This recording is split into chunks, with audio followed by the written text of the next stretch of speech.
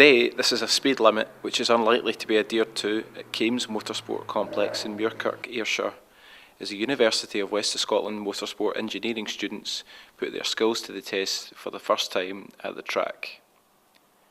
Lowering himself into the car is course coordinator David Kennedy, who will today be putting his faith in second years as they will be reaching speeds of up to 80 miles per hour. The students are sure to have a busy day ahead of them as David explains the purpose of the exercise.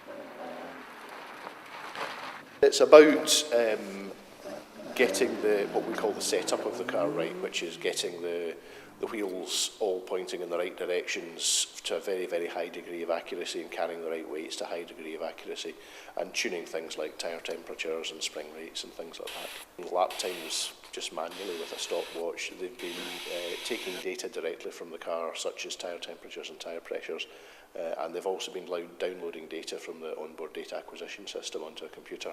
And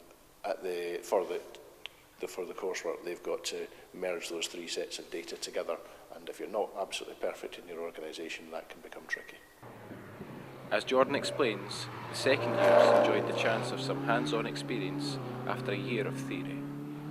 The track was good, it was different. Just instead of being here and always working on it, we got a chance to go to the track and actually see what it's like, more real life kind of stuff, which is good. That was good actually.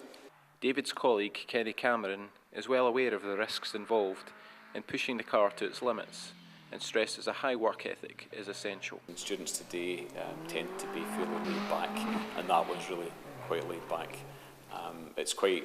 Can be quite frightening considering they're taking the car apart and pulling it back together, and then we're going out and doing 80 mile an hour in the main straight.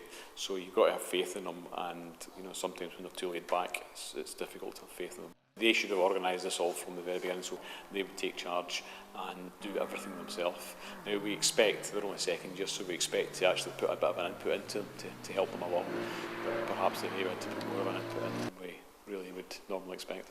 David also stresses that students must be conscious of the responsibility they hold over their lecturer, despite his experience. It's a huge responsibility. I mean, the students have been responsible today for sending a car out that, as you've seen, we're not hanging about, we're pushing the car quite hard.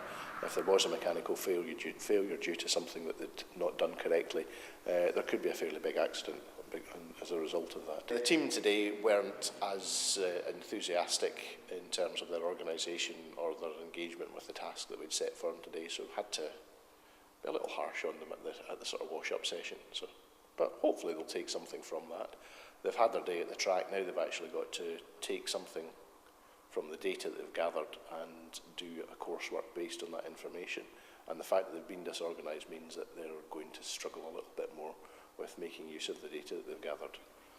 So it all comes out in the wash. It is a difficult course. It's engineering, bit of calculation involved, which a lot of people struggle with these days. But yeah, they seem okay. They'll get there. They'll mature as the years go on, and they'll get there. Only the most enthusiastic, who are also well qualified, will get into the motorsport industry. But the qualifications overall for going into the job prospects going into engineering are excellent. So after a day's work at the track, David and Kenny have made it clear that the course offers good career prospects for those willing to go the extra mile.